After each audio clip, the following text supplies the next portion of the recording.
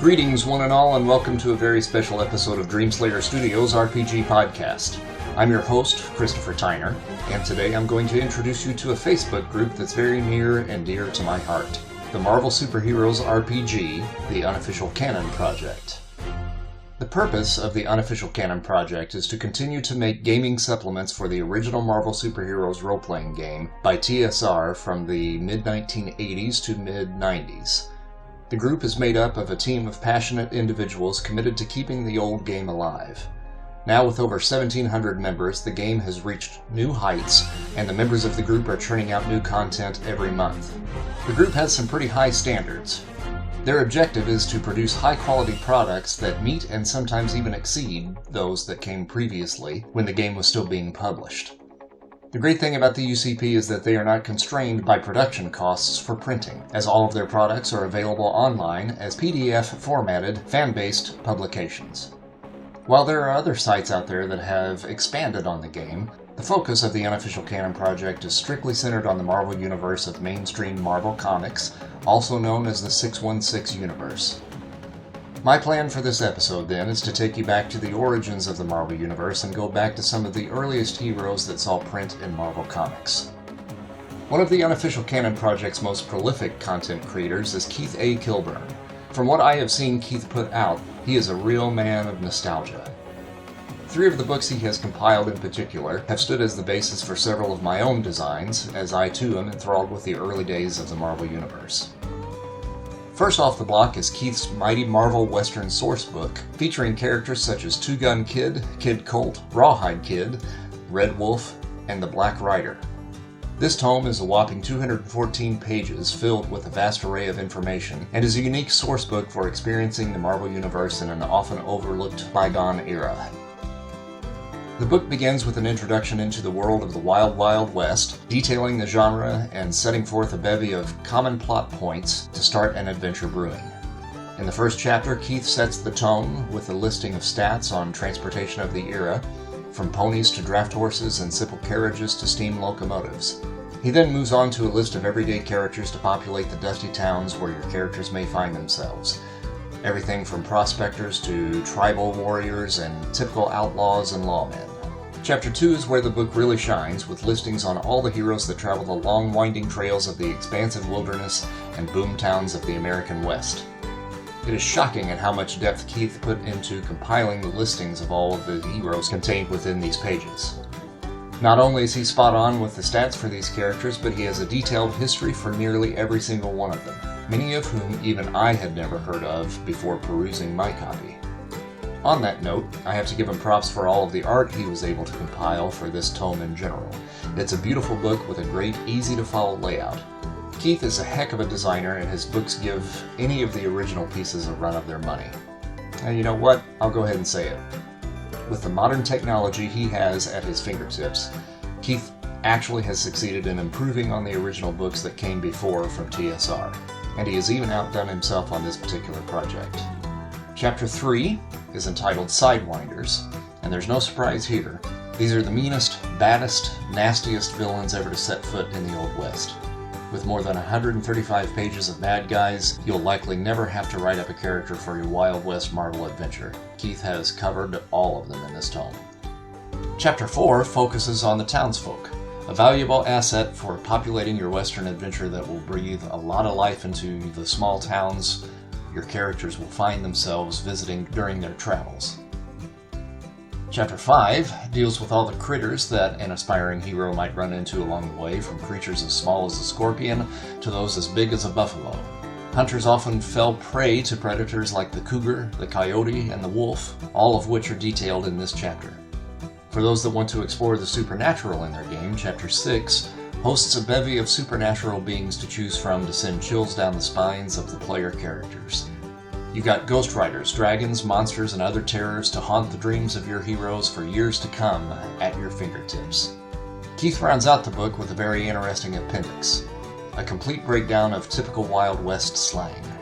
Ever wonder what some of them there words mean when you're reading an Old West novel, watching a historic movie, or maybe even digging through your grandpappy's old letters? Well, partner, this here's a guide to get you talking like a real cowpoke with more than 20 pages of words with which to parlay. Next up in the Kilburn collection is the Golden Age of Heroes, which features characters from World War I and World War II. This book opens up with characters from the turn of the 20th century with groups such as the Mystery Men and the Freedom Five, as well as a bevy of gangsters and villains from the Far East. The second section is the beefiest part of the book, where the author dives into the wealth of superpowered characters from World War II up until 1950. Keith uses an excellent introduction to this section written by Dale A. Donovan, entitled Constructing a Golden Campaign, laying out character archetypes for both heroes and villains of the era, as well as superb ideas for creating adventures in the war-torn era in which the heroes will find themselves. Stats for all your favorite characters are here: Captain America, Bucky, Human Torch, Namor, Union Jack, all the mainstays from the comics of the day. But the real gold to be plucked from this book is the vast array of lesser-known heroes to populate your world. In these pages you'll find more obscure heroes like Moon Man, Flexo the Rubber Man, Magar the Mystic, and Miss Fury, along with a host of others. Famous groups like the 12, the Invaders, and the Liberty Legion can be found here as well. A great added bonus to this chapter is a very detailed section in creating and handling sidekicks, an extremely prevalent plot device used during this period. Where would Captain America be without Bucky, or the Human Torch without Toro? The regular Joes are represented in force in this book with detailed entries on Nick Fury and the Howling Commandos, Captain Savage and the Leatherneck Rangers, Combat Kelly and the Deadly Dozen, and the Samurai Squadron, all present and accounted for. And then we have a section on the mundane adventurers of the day. Colorful characters like the Fighting Hobo, Jimmy Jupiter, Mr. Wu, and Zara of the Jungle explode from the page in all their pulp glory. And then we bring on the bad guys, with a trove of villains from World War II to antagonize our heroes. Of course, the Red Skull and Baron Zemo haunt these pages. That's a given. But how will your band of brothers fare against the combined might of the Super Axis? Will they fall to the insane ramblings of the mad scientist Crystal Star? And who wouldn't quake in fear while in the presence of the Baron of Horror Castle? And let's not forget that the roots of one of the most infamous evil organizations were planted during World War II. That's right, Hydra rears its ugly head under direction of Baron von Strucker and Madame Hydra. There's even a section of science fiction and outer space. Pop culture was fascinated with the stars during the 1940s and 50s, and there's a wealth of source material to choose from during this time period to add flavor to your Golden Age campaign, should your players have their sights set on the stars. As an added bonus, although a little bit out of the realm of the mission of the Unofficial Canon project, Keith has included a section on stats for Batman, Sergeant Rock, and the Holy Grail of Indiana Jones. Rounding out the Kilburn trilogy is the Silver Age sourcebook. This one jumps in, guns blazing, with the little recognized group of heavy hitters that coined the name the Avengers years before they appeared in the comics, Avengers 59. This team consists of characters created in more recent years that would have been alive during the Silver Age, such as Sabretooth, Kraven the Hunter, Dominic Fortune, Bloodstone, and Namora, under the watchful eye of good old Nick Fury. Another group is represented here with the inclusion of the Agents of Atlas. Jimmy Woo leads his band of misfits that include Marvel Boy, Gorilla Man, Namora, Venus, and M11, the human robot. The Avengers pop up again in the 1970s with a secret group that features characters like Blade the Vampire Hunter, Luke Cage's dad, Detective James Lucas, the Blue Marvel, Kalu the Sorcerer, and the mysterious woman known only as the Bear. John Byrne's creation, known as the First Line, can be found within these pages, featuring the roster of Yankee Clipper, Liberty Girl, Black Fox, Firefall, Major Mercury, and an insane amount of additional characters as a group gathered by the NSA to investigate UFOs and other unexplained events.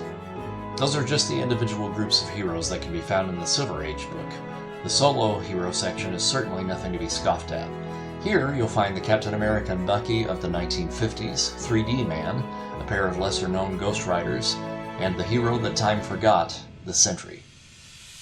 Keith also introduces a section of valuable NPCs and a science fiction section detailing characters that appeared in books like Tales of Suspense. We then move on to the villains once again.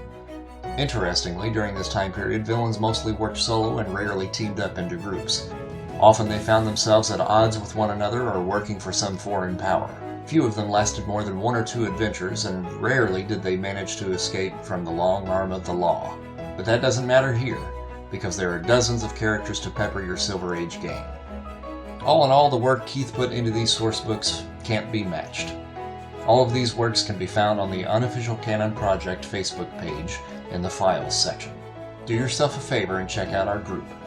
These 3 books are just a sampling of what we have to offer.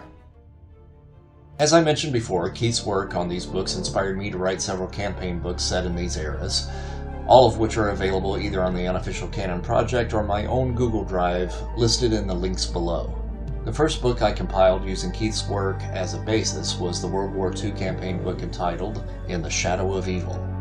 In this adventure, the players are catapulted back into the Second World War, where they must recover a series of mythical items that have been targeted for recovery by the Nazi regime.